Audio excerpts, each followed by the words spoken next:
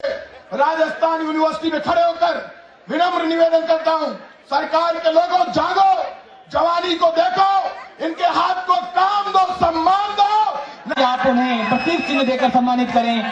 और कहना चाहता हूं आप सभी से भी, जो सामाजिक बदलाव है, टेक्निकल बदलाव है, 21वीं शताब्दी में हमारा देश बहुत तेजी से आगे बढ़ रहा है, वो जोश और ऊर्जा अगर कहीं से आती है तो आप सब लोगों में से आती है। और ये बात मैं अक्सर बोला करता हूं कि आज के हमारे जो डॉक्टर्स हैं, लॉयर्स हैं, इंजीनियर्स हैं, आर्किटेक्ट्स हैं, और आज से 25 साल पहले जो लोग यूनिवर्सिटी से ग्रेजुएट करते थे वो भी अच्छे लॉयर थे, डॉक्टर थे, इंजीनियर्स थे, उन्होंने देश विदेश में बहुत नाम कमाया। आज से 25-30 साल पहले तमाम हिंदुस्तान के इंजीनियर्स, साइंटिस्ट वगैरह विदेशों में जाते थे, वहां पे नाम कमाते थे। नासा में 1/3 जो लोग नौकरी करते हैं वो भारतीय मूल के हैं। लेकिन एक फर्क है, आज से 1975-80 और 1985 में जो नौजवान कॉलेज से ग्रेजुएट करता था वो शायद आप सब से जितना ही इंटेलिजेंट हो, लेकिन एक फर्क है, आज का जो नौजवान व्यक्ति ग्रेजुएट करता है, जो आत्मविश्वास और सेल्फ कॉन्फिडेंस आज के नौजवान हिंदुस्तानी के अंदर है वो शायद 30 साल पहले नहीं था। और वो जो है ये सबसे बड़ी कीमती हमारी सौगात है, इसको बचा कर रखना है।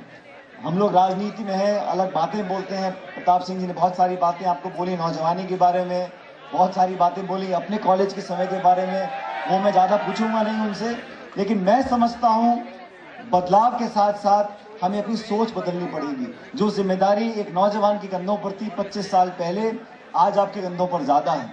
आज आप सौभाग्यशाली हो, आपको इन कॉलेज कैंपसेस में पढ़ने का मौका मिल रहा है, लेकिन करोड़ों ऐसे नौजवान हैं 18 से 25 साल की उम्र में जो कॉलेज नहीं जा सकते, जो चाहकर भी अपनी फीस जमा नहीं कर सकते। उन लोगों को भी हमें इस देश को साथ लेकर आगे बढ़ना है। अगर आप सोचो कि हम और आप पढ़ के अच्छी नौकरियां कर लें, बड़ी गाड़ी खरीद लें, एक मकान खरीद लें और अपना अच्छा पे पैकेज मिल जाए और सिर्फ इससे अगर विकास होगा, मैं इस बात से सहमत नहीं हूं। एक जिम्मेदारी है समाज की, जिम्मेदारी है राजनीतिक पार्टियों की, सरकारों की और आप लोगों की भी, कि जो वंचित रह गए, जो पढ़ नहीं सके, जो चाहकर भी स्कूल कॉलेजों के दरवाजों तक नहीं पहुंच सकते, वो लोग भी हमारे समाज देश का हिस्सा हैं। उनकी चिंता कौन करेगा? ये बोलना कि सिर्फ एक हिस्सा आगे बढ़ेगा, जो संपन्न लोग हैं वही जाके पढ़ सकते हैं, कितना भी आप मेहनत कर लो, आप खुश हो सकते हो, आप लाखों करोड़ों कमा सकते हो, लेकिन जब तक इस देश के अधिकांश लोग आपके साथ कदम से कदम बढ़ाकर आगे नहीं बढ़ेंगे तो पूरा समाज आगे नहीं बढ़ सकता। ज्यादा उद्बोधन देना, प्रवचन देना मैं नहीं करता हूं, लेकिन मैं समझता हूं मेरी जिम्मेदारी है, आप लोगों की जिम्मेदारी है। आज इस नौजवान व्यक्ति ने पहला कदम रखा, जैसा मार साहब ने बोला, चुनाव मैंने पूछा, मैंने कहा माननीय भाई तुम्हारे कितने वोट आए, कितने बच्चे पढ़ते हैं, अच्छे आंकड़े से जीते।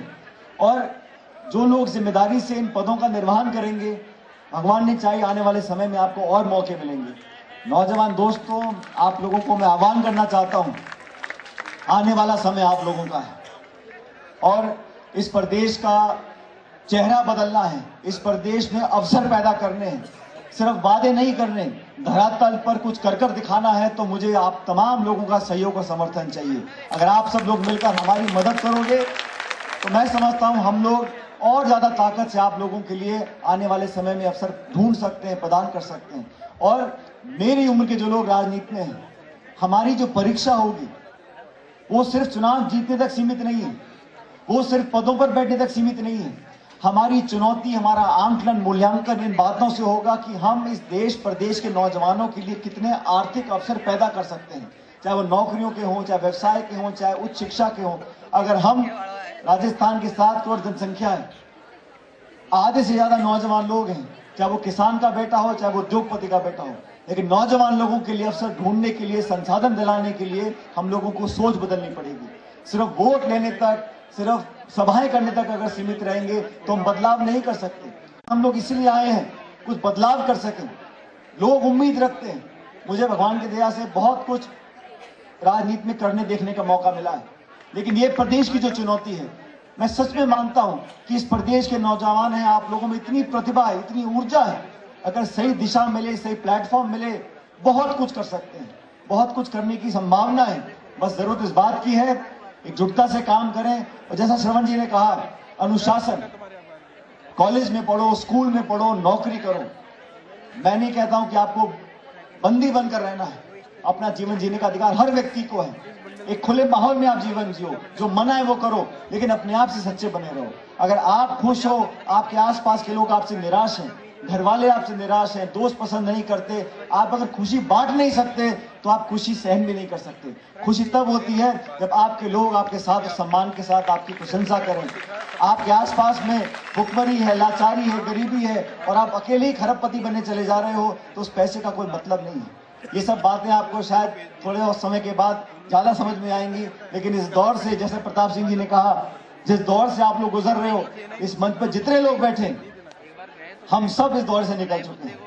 और ये 2, 4, 5 साल की बात है, लेकिन जब यूनिवर्सिटी में आप लोग हो, इसका पूरा मनोरंजन लो, लेकिन जिस काम के लिए आप यहाँ पर आए हो, अपने घर वालों का, अपने समाज का, अपने परिवार का नाम रोशन करो, पढ़ाई में अच्छा करो, दोस्त बनाओ। यहाँ जो दोस्त बनेंगे, याद रखना, जीवन के 30-40 साल बाद भी आपको ये दोस्त याद रखेंगे और ये दोस्त आपकी मदद करने आएंगे।